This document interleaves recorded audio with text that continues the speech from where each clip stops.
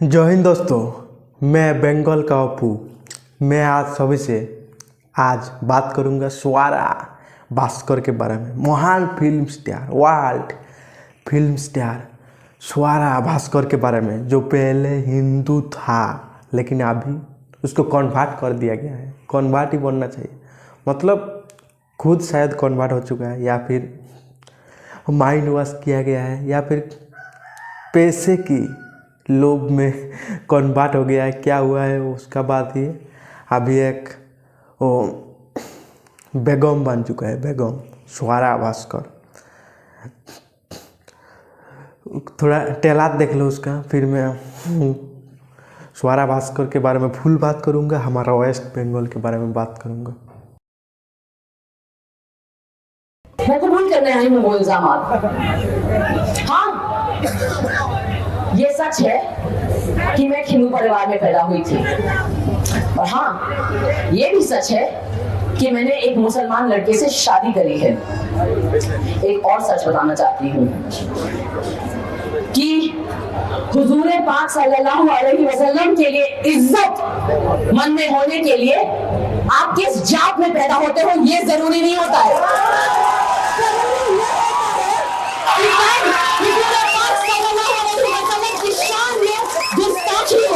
तो आप उन गुस्ताखों के साथ जाके हाथ नहीं मिलाते हो, ठीक है ना? जो मेरे पति के दीन और ईमान पे बार बार सवाल उठा रहे हैं, आज इस मंच से मैं उन लोगों को पूछना चाहती हूँ कि आपका ईमान कहाँ था जब आपके दोस्त अनिल राठौर ने नितेश राणे की सभा यहाँ लगवाई थी, जहाँ पे खड़े होकर वो आपके नबी को गालियां दे सकता था। तब आपका ईमान कहाँ था? तब आपका ईमान कहाँ था जब बिल्किस बानो के गुस्ताखों को, जिन्होंने सामूहिक बलात्कार किया, उसका आपकी बुजुर्ग पे तब आपकी मुसलमान ने कहा थी, और तब आपका ईमान कहाँ था कि शाबाश स्वरा दीदी, शाबाश स्वरा दीदी। पूरे हिंदुस्तान को स्वरा भास्कर को देखकर सीखना चाहिए कि किस तरह से हिंदू होके मुस्लिम से शादी किया जाता है, किस तरह से कन्वर्ट हुआ जाता है। स्वरा दीदी को देखकर सीखना चाहिए। भाई साहब बनने का कुछ नहीं है। हमारा हिंदुस्तान का हिंदू भाइयों से मुझे रिक्वेस्ट है कि अपना बहन बेटियों को संभालो। जिस तरह से जिहादियों का झुंड हिंदुस्तान पर छा चुका है कि हिंदू का बहुत बुरा दिन आ रहा है, बहुत बुरा दिन आ रहा है। भाई अगर आप भी नहीं समझा तो फिर कभी नहीं समझा। क्यों बोला जाता है कि बांटोगी तो काटोगी? भाई अपने बहन बेटियों को संभालो, जिहादियों से दूर रखो। बस मैं यही बोलूँगा कि संभालो, जिहादियों से दूर रखो। खैर, महाराष्ट्र का हिंदू अभी सोया नहीं है, जागा हुआ ही है। महाराष्ट्र का हिंदू ये संभाल लेगा, लेकिन हमारा बंगाल को कौन संभालेगा बताओ भाई? क्यों मुगल ने इतना देर राज किया, समझ रही हो? दुश्मन कोई बाहर में नहीं होता है, दुश्मन अपने घर के अंदर ही रहता है। भाई सब बंगाल का जो अभी बेड़ा गर्क हो चुका है, मतलब हमारा बंगाल पर बांग्लादेशी रोहिंग्या घुसा के बंगाल का पूरा डेमोग्राफी को चेंज कर दिया है। रिसेंटली आप सभी ने न्यूज़ देखा कि कर्नाटक पर सात आठ रोहिंग्या बांग्लादेशी को पकड़ लिया गया, और सारे के पास मिला क्या? Fake Aadhaar card, fake voter card, fake ration card.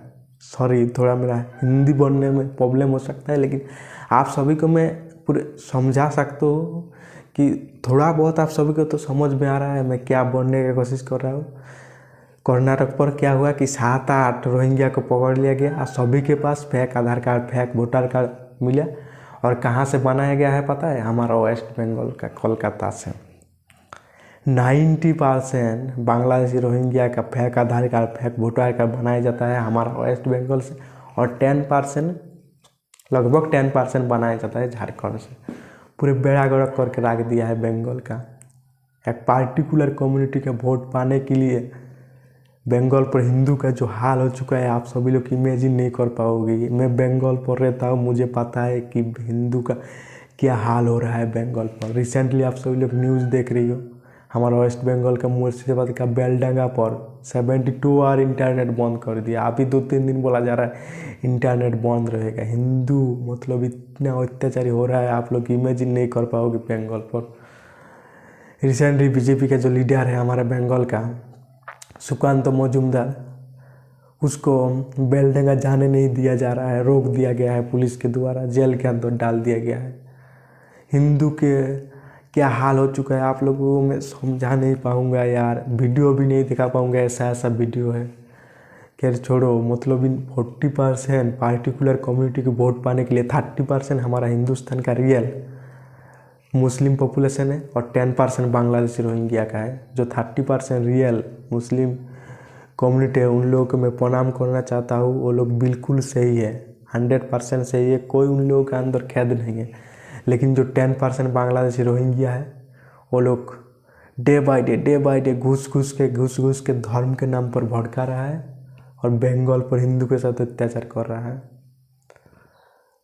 काजी नजरुल इस्लाम एक बात बोल के गया था कि एक बिंदे दुईटी कुसुम, हिंदू मुसलमान, बिल्कुल सही बोला था, मैं रेस्पेक्ट करता हूँ। लेकिन ये बांग्लादेश रोहिंग्या जिस तरह से वेस्ट बंगाल के अंदर घुस रहा है, वेस्ट बंगाल का डेमोग्राफी चेंज कर रहा है, पूरे वेस्ट बंगाल को बिगाड़ के रख दिया है, हिंदू को पूरा बुरा हाल कर दिया है। आप सभी को मैं बता नहीं पाऊँगा। और ये सवारा भास्कर को देख ही रहे हो महाराष्ट्र पर, अभी चुनावी कैंपेन कर रहा है।